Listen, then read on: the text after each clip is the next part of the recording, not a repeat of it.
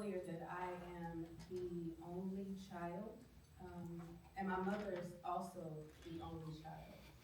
My grandmother was not the same person that I knew that my mother knew, which many of us, I'm sure, have experienced such. A lot of healing still has to be done. I understand the fact that my grandmother, she's no longer here, was not the same person as who my mother knew. So I loved my grandmother in the way that I could, and try to still have the conversations with my mother to not go backwards and to love my mother in the present. And I'm sharing that to share that life is a journey, and we choose whether we're gonna go left or right or stand still. All of those are a decision. It's very important to find ourselves in the decisions that we are or are not making. To stop with the unnecessary excuses when we are stuck is the best way for me to explain that. It's very important for us to see the power of the information that we have available to us, which is why you all are here. There was a yearning or something that caught your attention when you were scrolling wherever you were. And for that moment, you decided to click. You decided to go ahead and move forward and take the next step, to go left or right and not to stand still. And I just want everybody to know that the next step is to create the next step. Of course, to find out what your final destination will be in your journey, whether it's temporary because you don't like it. I don't like making cheesecakes. But the great thing was that you raised your hand and said, hey, let me try this. I don't care for this relationship that I'm in. I don't feel like I know I should feel on a daily basis. When I wake up, when I go to sleep, when I'm driving in my driveway, my energy changes and I'm like, I don't go in the house and deal with this person. It's okay to go ahead and make the adjustment and not have to worry about what the other people in the world, your world, the universe are gonna say about you, because they always have something to say. Dre and I had a we had a good talk. 4 hours on the way here. And there's a lot more layers to that too, of course, because I feel like at the age of my grandmother, and I'm sure many people were storytellers, were the teller of the story of who did what and said what and didn't do and could have and should have. And I was really affected by that for a long time, because my grandmother would get on the phone and she'd telling everybody my business, like, damn, girl. So it took me a while to realize, stop telling Granny all your damn business.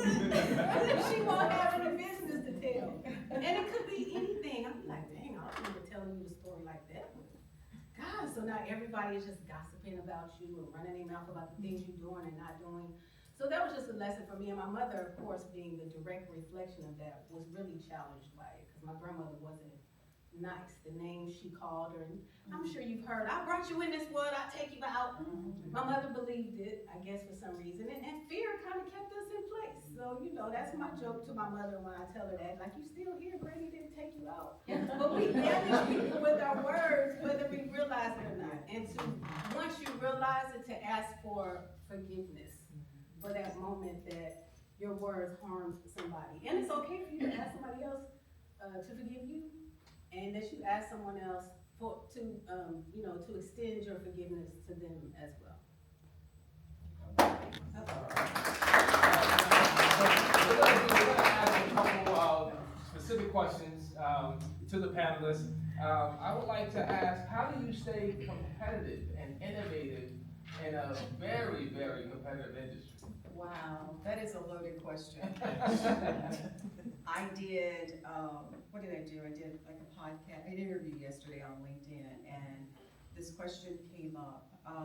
So obviously most people, when they think about industry leaders or new entrants into a new industry, there's always this David and Goliath kind of thing, right? So they think there's only one Uber or one Apple or one Google.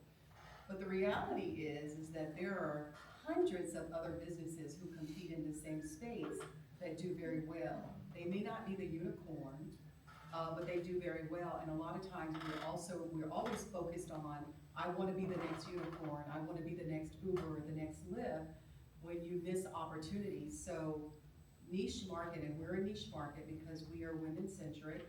Niche doesn't mean small, it means focused. And when you know your audience and you know the trajectory that you're on, you can compete. So people ask us all the time, how have you only spent less than $4,000 in paid marketing in 4 years? Hold on, did I hear that? Less than 4,000. Not because we didn't want to invest in marketing, Right. but we were bootstrapped and we had to figure out a lot of things on our own. But what we did was we went where Uber and Lyft are. We went on the same playground. We just learned to play a better game. Come on We now. showed up where they were. Mhm. So we went to the gig space. We went to the Uber Eats, the DoorDashers, the Ubers, the Lyfts. And we started treating our drivers like they were more than their vehicle to us. We paid them more.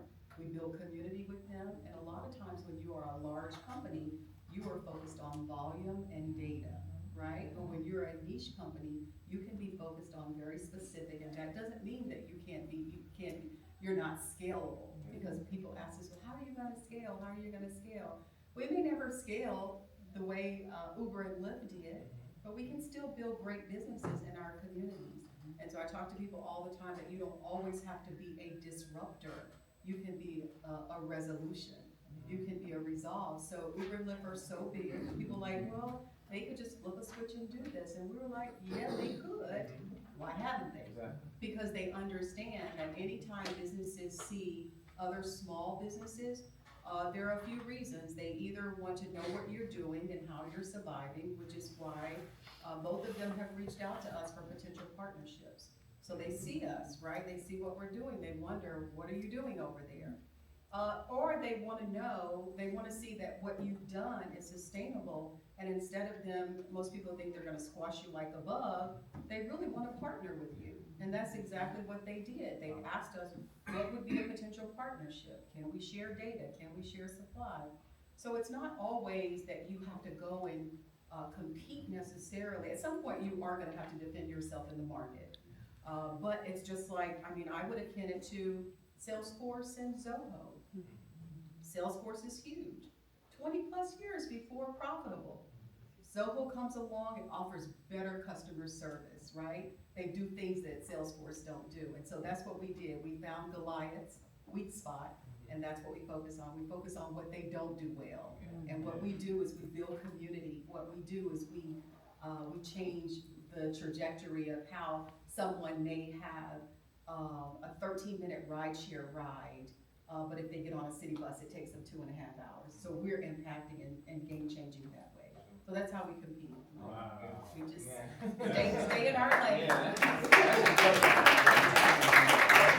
I love how you answered that question, because if everyone is listening, she dropped so many gems in just that moment of, finding the need, finding the weak spot. And, you don't have to be afraid to get into an industry when there are others. You just have to niche down and find what works for you and what works for your clientele that you're going after. That's right. So thank you so much. Trey, let me ask you a great question. Talk to us about one of the things you learned from your biggest loss and how you rebound from that in business. Biggest loss? Oh, I'm gonna share this. This is actually nothing to do with business, but it does have something to do with business. Personally, as entrepreneurs, we're taught to do everything to get to the bag, right? Sacrifice everything. I even had entrepreneurs say to their families, like, "Hey, just give me 5 dedicated years, and after that, we can celebrate." So, me with that mentality that I had as a young entrepreneur, I almost lost my family. I almost lost my wife because I was so driven and so focused on the external thing, right, as opposed to the internal thing, the inner wealth. That's why we added inner wealth to the Empower Success Fest, because a lot of entrepreneurs and people miss that. So the biggest lesson I've learned is you can truly have it all. It's all about harmony, right? Being in harmony. because a lot of times, and that's why I'm a little bit different as an advisor, because I want you to focus on the inner world, right? And know your morals, values, and principles, your MVPs. So I lost that listening to the ideology of the world. Society says you gotta do this. In order to be successful, you gotta sacrifice something. Well, I just don't believe you should sacrifice something as important as your family, right? So the biggest lesson I've learned is I can have it all. I can have a successful business and yet still be present for my wife and my children, and my family. So I would tell you all that, like, don't be so caught up on, and there's gonna be times where you put more focus at certain given times, right? Because that's just the nature of things. And people think that they have to work-life balance. Let me tell you something, work-life balance isn't really a real thing, right? Right? Life encompasses all. So most of the time when people think of work-life balances, most of the time they're not doing meaningful work, right? Or they're chasing objects and external things, and they're not building that inner wealth. So that's the biggest lesson that I've learned, Hakeem. You know, I could talk all day about that. Only because I see people literally living it and chasing it. And people, entrepreneurs, they say, I'm doing this for my family, generational wealth. Well, you're about to lose your family for the thing that you said you're doing it for. Doesn't make sense. So that's the biggest lesson, and obviously I regrouped, restructured, and I remember my principles, right? So hopefully you guys are doing the same thing, like, because at the end of your life, you're not gonna be like, I should have had more ride shares, right? But you have to think about it. I should have sold more real estate. No, you're gonna think about the people that's most important to you that you're leaving behind. So live with the end in mind now. This actually leads right into the question I'm gonna ask Terrence, because I know you're a firm believer in legacy over lifestyle, right? So talk to us about how do you design your business to outlive you, and what roles did your family, your unit, your circle play in that? So I think when you think about lifestyle and legacy, again, coming from a family of entrepreneurs and people who made sacrifices, I want to be somebody that my children, my family can look at and say, we're proud of you, right? And when you look at the sacrifices that you have to make in order to do that, I want them to also feel that the sacrifices were worth it. So I don't want to give up the most important things in family. I do try to prioritize family events and making sure that, you know, business is not getting in front of that. I spend, you know, I'm 35, so I'm not like, I haven't been around forever. But there's times when I got into like automotive sales where I never took vacations. I missed a lot of family events, and looking back at it, it was a great time. You know, you're making money, but I missed a lot of things that I don't want my kids to turn around and say, well, he wasn't there. So building that legacy and lifestyle is building a business that I can step away from and still, you know, be efficient and productive, but also not miss out on the most important things, the things that drive me to do what I do. So I would say that's how you kind of have to put that together. All right. So next I want to ask, Brittany, how do you balance being an entrepreneur and being a wife, being a mother? How do you balance all of these roles? I'm not gonna sit here and say it was easy. Honestly, it took a lot of trial and error to get it right, because kind of like to Terrence's point, you know, trying not to miss and find the balance and things like that. As an entrepreneur and trying to get your business off the ground, you do put a lot of your heart and passion and time and life into it. But while I was getting mine off the ground, I was also still a full-time recruiter. So that was extremely hard. A lot of sleepless nights, because there were a lot of times where I didn't want to miss, you know, important dates for my son. I never missed a graduation. I will not. School dances, things like that. So there might be a lot that I'm staying up throughout the night to do for my job. But now what I'm realizing is that I have to set a really good schedule for myself. Allow myself grace. That's one of the biggest things I think that I had to realize, is that everything may not get done in that very moment, but it will get done. And once I learned that, I could step back and like, okay, if I get up at this time, I can spend my time with God. I can spend my time doing what I need to focus on here. All right, it's time for the kids to wake up. I can get them ready for school because my husband's a truck driver. So not only am I a mother, but my husband's gone to take my son to school. He can't take him, it's me. Picks him up, it's me. But I also have to run the business. So literally just really finding the balance in the day. Like how much time do I allocate to this, and this, so that it doesn't take away from everything else. I think that was a pivotal point in my career. That's good.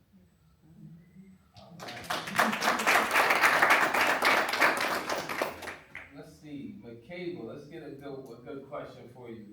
Your role as a coach and a mentor, how do you feel mentorship and coaching plays in success, right? What role does that play on the path to success? All of my clients listen to me. All of them. No, not the truth at all. Accountability is not a real life thing. We are support. We are there to reaffirm, find out what that safe word might be to get people back on track. But the necessary thing is plugging in and getting on a schedule, like you mentioned, showing people what the best way for me to support them in what it is that they're saying they want to do. Because we set expectations early on, and I don't like to feel like a bill collector. Hey girl, hey, dang, you're not gonna answer my text message or my call. I mean, I will take your Cash App and your Zelle, but you know, we want what it is that we're doing to be beneficial. I don't want to feel like a bill collector, although sometimes I am on the other side of it as well, because I have coaches myself, and I don't want to pick up the phone because I know I didn't do what it was that I said I was going to do. So finding a way to still be supportive in that, and sharing the fact that it's okay to make adjustments again, the left, the right, the stand still. If we said we wanted to lose 5 pounds in a certain period of time, but we're not moving more, if you're not consuming less calories than what you need to burn to get the weight off, then we know it's not going to work. So reinforcing what the plan was and sharing the information back in my client's own words, having them repeat back to me what it is that they asked for my support in. And if we need to make adjustments, I mean, that's what we're here to do, is make adjustments. This is a journey. This isn't anything that we are forced to do. I mean, what they say, pay taxes and stay whatever race you are, you know, all of those other things we are choosing to do because hopefully we'll find enjoyment in it. Hopefully it will create great memories in some capacity to help us connect and build those memories and create all of those great things that we thought life would be. So just staying open-minded, because sometimes the mother of 6 comes out as I want to have the conversation with the person who said that they wanted me to support them and what it was that they said that they wanted to do, and then, you know, reevaluating how I want to deliver that message is something that I am working on myself, you know, so to make sure that how I am, and again, you heard me say safe word, that's real. Tell me how far I can go to get you to do what it is that you're asking me to help you to do. So those are real things with yourself as well, as you are out setting goals for yourself personally, to know, okay, now when I start scrolling on this phone too long, I need to set an alarm or something, like setting your own boundaries yourself personally when your person, whether it's someone else or it is yourself, we need to check that in. All right. So, I'm going to give out 3 questions, and I want to get everyone's perspective on this. And this is where I really feel the impact and the knowledge and the gems are shared. So, everyone, if you won't mind just taking a moment, just a quick answer to this question. What was one money move or business move you wish you would have done sooner? Oh, Sooner at all. I think for me, it was sort of this, elevation or evolution of trusting myself. When we were building, initially, I was very indecisive about bringing people into our camp. I was very prayerful. I wanted to make sure we were aligned and connected with the right people. And I remember going through this, one gentleman who wanted to come in. We were connected in the mobility space, and I couldn't decide. I was like, you know, he had the pedigree, the credentials, and all of that. And I was walking one morning, and it was very clear the Holy Spirit was ministering to me and said, you've got to learn to trust yourself. And I thought, well, what if I make the wrong decision? Doesn't impact me, it impacts the company, the team. And he allowed me to know that whether it was a good idea, a good decision, a bad decision, that I'm with you. And because I'm with you, you will recover. But you've got to learn to trust yourself, trust your decisions. And so I would say that was the move for me that shifted how I brought people into the company, how I looked at people we were connecting with. So that was a big thing for me, is that I had to get to a place to where I had to trust myself, because if I didn't make the right decision, God is with me, and I'm gonna get through everything as long as He's with me, so.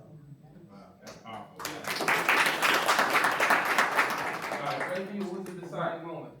So honestly, everything that she just said is the reality of what I call money EQ, emotional Yes. intelligence, right? That's really the thing that stops you from building wealth, right? The fears, the insecurities, and all those things. So to piggyback on what she said, I would do that, but a money move is understanding the difference between income and wealth. I've made great income in my life, but that doesn't equate to financial wealth. There's so many people that, even as an advisor, I meet with, mostly people who make over 6 figures. They know how to make the income, but they don't know how to build the wealth. So if I had learned the difference back in the day, of the difference between making money and having my money make money for me, because the biggest wealth tool, I'll leave you with this, the biggest tool that you have for building wealth is your ability to earn an income, plus the discipline to pay yourself first. Oh, yes, we can go all day about profit first, but anyway, go ahead. I would say something that is, that we're still working through today is, and along the same themes, is you need to have a process for how you're gonna make decisions. Coming from again, a family that has multiple generations and trying to lead to a bigger goal, oftentimes to get to actually making a decision, we miss out on opportunities. To give you an example, when I first moved to North Carolina, in Hickory, North Carolina, you could buy a house for $12,000. And at this point in time, I'm like, hey, we should do fix and flip, or whatever the case may be. And to have to go through so many different stakeholders to get to a decision, we made that decision years after the fact. Don't get me wrong, Hickory, North Carolina is still a great market for fix and flip, but we didn't have a process to make decisions. And I would say if you are building right now, that should be something that is a standard in your business. This is how we're going to make these decisions, so that when there is an opportunity, you know how you're going to make a decision. You can actually act on what the opportunity is. Can we do that with ourselves?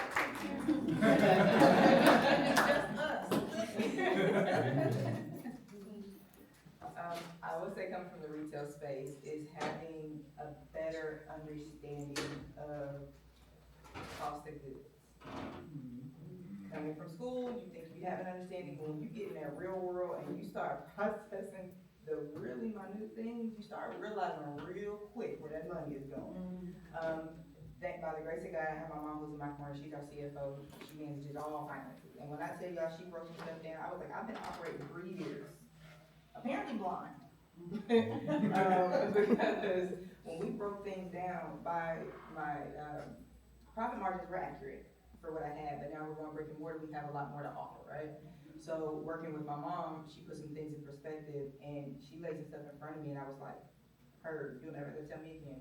Anytime you need it, I got you. But it gets very tedious, takes patience, but being willing to do that homework up front is a game changer in the end. Had I done this when I started this 3 years ago, I probably would have had a brick and mortar my first year, because we were doing great numbers. So that would be my. Yeah, I like that. So the financial piece of shoulda, woulda, coulda, everybody has definitely shared things financially that they shoulda, coulda, woulda done. And I know we all wish we would've bought some Bitcoin. Ooh, I just couldn't grasp that I can't touch it, you know, which is also the stock market and things of that nature, which takes time, energy, and effort to unlearn and then relearn, and that's something very important that we need to put the trust in some other professionals' hands, just in case, you know, we don't need to understand all that the financial advisors and planners do, but enough to trust them to know that they're not gonna squander our money. But something that I feel like should have, been something that I should have spent more time, energy, and effort doing is utilizing the resources around me for things that I was lacking. And we experience that a lot as real estate professionals. If you don't have the credit, if you don't have the capital, you know, pulling those people in your circle together to help you put the pieces of the puzzle together. And I have a client who, as a hairstylist, she is an intellectual properties attorney. That's a good idea. Oh, and there was some things, and she was like, girl, just give me because you can still have the idea and not know what comes next. You can sell the idea, you can like capitalize on the idea, just put it in paper. And I see some of that stuff on TV. Just because God gave me the idea didn't mean that somebody else didn't have it too. Just because you have an idea, and if you haven't used your resources to create or find out what those next steps are, that doesn't mean that somebody else didn't receive it as well. So there's a few things online that I'm looking at and like, dang, I wouldn't even be in this room though. I really do enjoy being in this room, but I really prefer to be somewhere with a drink, with an umbrella in it, and somebody fanning me, because that's for real. Look. We on our way. Yeah. Alright, so next let's go to, I want to ask Terrence this question in regards to how are we building generational wealth beyond just money? And I think that's important for our community to understand, because everything that's put in front of us is all about the paper chase, it's all about the bag, it's all about bling bling, right? But it's much more deeper than that, because it goes to the generations. So how are you building beyond just money? So I talked a little bit earlier about being a club kid, and so that was very impactful for me as a person. And I think when we look at our investments, we always say, I probably like want to laugh about it, but we always say it's like, what's beyond the investment? We learned in Delaware, in Maryland, that schools, right, like having good schools, that attracts people. So we're looking at what other things can we do to build impact outside of the investment. And to give you an example of how we've actually been able to execute on that is, we purchased a property in Hickory, North Carolina, and let's call it 50-unit property that also came with a commercial property on site. And at the time of acquisition, there was a tenant in there that operated a daycare center. Long story short, she lost the daycare center, and insurance people are not kind to empty commercial spaces.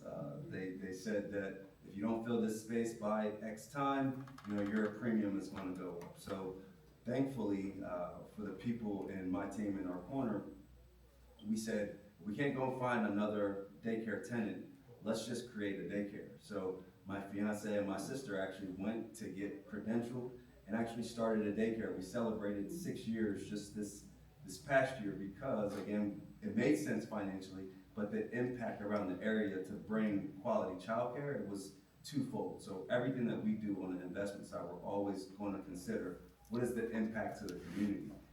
Good communities, especially in real estate investing, if you're investing in real estate and you're impacting the community, you will see your money grow from that impact, from people wanting to be around that. So on a generational side, we want to build quality communities that my son could feel confident living. I always talk about Hickory because I'm raising my kids there. So I want it to be a great place for him to grow up. And so all investments that we make will always have an aspect of that we consider.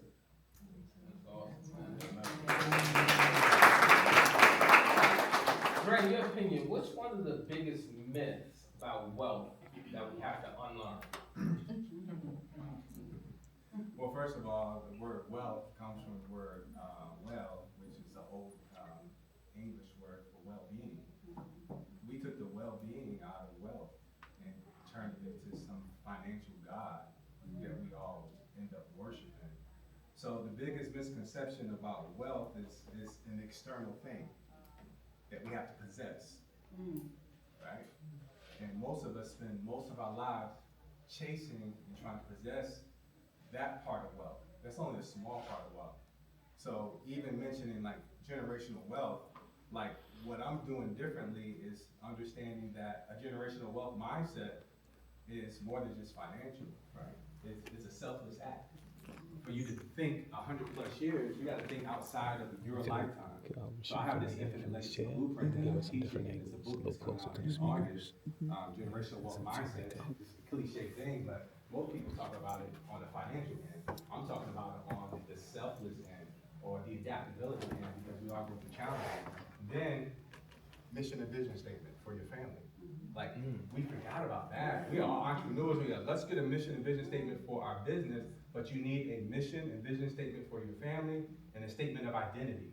We are the Smiths. This is who we are. This is what we believe, and this is what we do to impact the world. Yes. Right? That's the second part of the generational wealth formula that I created. The third one is building and buying assets, which is a small part of wealth, building and buying assets. The fourth is creating the proper infrastructure to protect that wealth, because you can build this wealth in your lifetime, but generational wealth transcends generations. So if you're not protecting it with the proper infrastructure like wills, trust, right? If you're in business, your corporate structure, making sure your corporate structure is right. And the fifth component is what I call the generational wealth hub. And that starts with the parents. Everything starts with the parents, because there's 4 components in that hub. The parents are the first thing. They have to teach lessons to their family, the guiding principles, and all those things that's needed. And of course, from the parents, I'm about to finish it up, because I know, parents, and then of course you have principles, and then because eventually parents are gonna die. We're gonna die off, so we gotta leave within that hub. The principles have to remain, the possessions that we build, which like he says, in real estate, all these possessions are gonna go in this hub. And the last reason, or last thing, is purpose. What's the purpose of why we're even doing this in the first place? Because so many people chase wealth, and when I'm talking to them, like, why do you want to build wealth? What's your reasoning? What's the why behind the want? A lot of times it comes to some past traumas, to be honest with you. You know? But anyway, I could talk all day about that. You already know. Yeah, you all know. What is some advice you would give someone who's stuck in planning mode but scared to take the leap? Because, you know, Honestly, for me, I think what I would say is, of course, pray on it, right? Be obedient to what God tells you to do, because it may be something that's outrageous. But then also focus. Because once I went through a season of obedience, my next season was focus. And once I got focused, everything else started lining up. So try to find a way to do your business plan. And I should have started with that, your business plan. I'm saying it again, your business plan. Because that right there really can help keep things in perspective. When ideas start coming your way, or when people want to put in ideas on your business, your vision, your purpose, because it will come and it will happen. But that business plan helps keep you in alignment with what it is that you're doing and what it is that your purpose was in the first place. So I start there, and then I say focus. Just focus one step at a time, executing. The business plan was probably a really big game changer for me once we got that done. It was easy. I don't know, everything else just kind of made sense. Wow, that's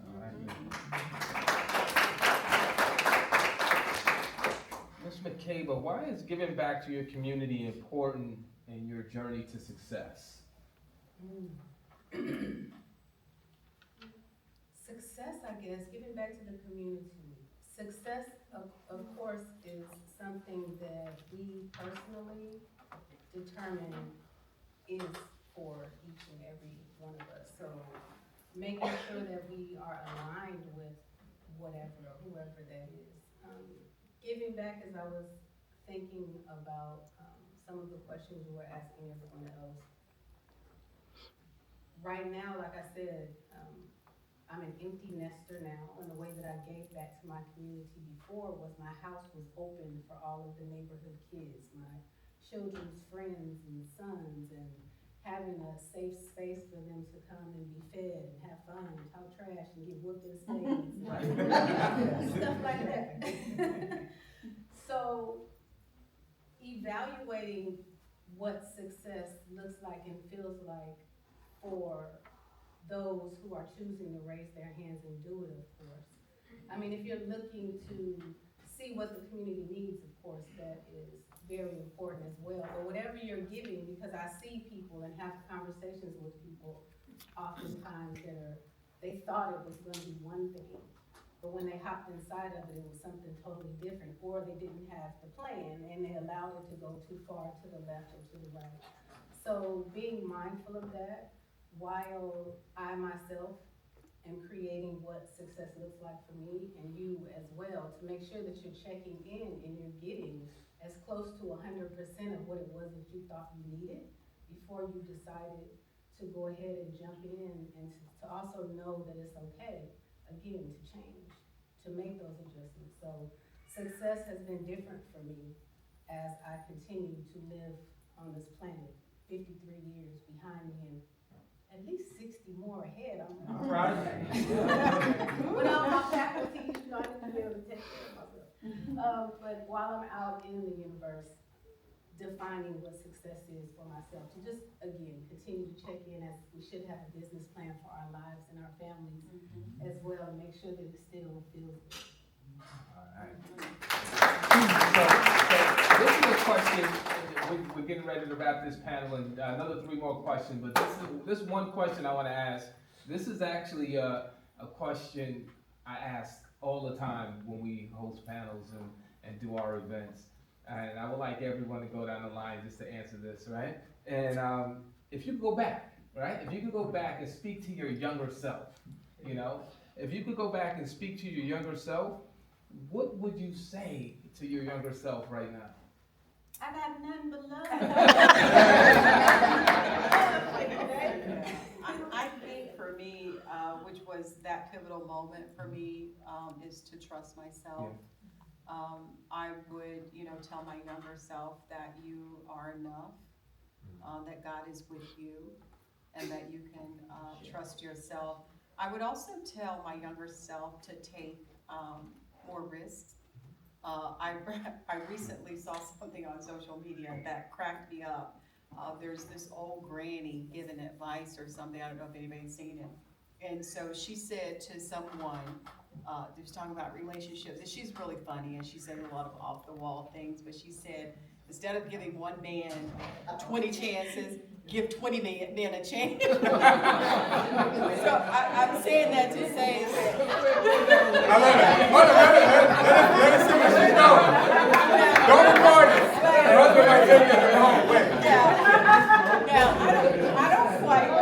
I don't quite agree with Granny, but metaphorically, it is a thing to take chances. That's right. Take more chances. You know what I'm saying? So it was kind of funny, but I thought I would equate to that. Then just take chances, take risks. Of course, when you're younger, there are more risks that you can take. As you start to get older in different seasons in your life, they have to be calculated, but I would say take more chances, take more risks. I love that. Boy, I would have a long talk with that guy. First, I would say, it's okay. You're gonna be all right. You're gonna be all right. Because I'm 52. You go through so many things, from losing people you love, to losing your business, all these things, and yet you still make it out. I always have this joke, and it's funny you say that. When I'm coaching clients, I'm like, take some risk in life. It's gonna be okay. You don't want to arrive at death safely anyway. Because we're all gonna die. Yes, that's right. I'm just making and these are the hard conversations that we go, it's not even morbid, right? It's not even morbid, because that should allow you to really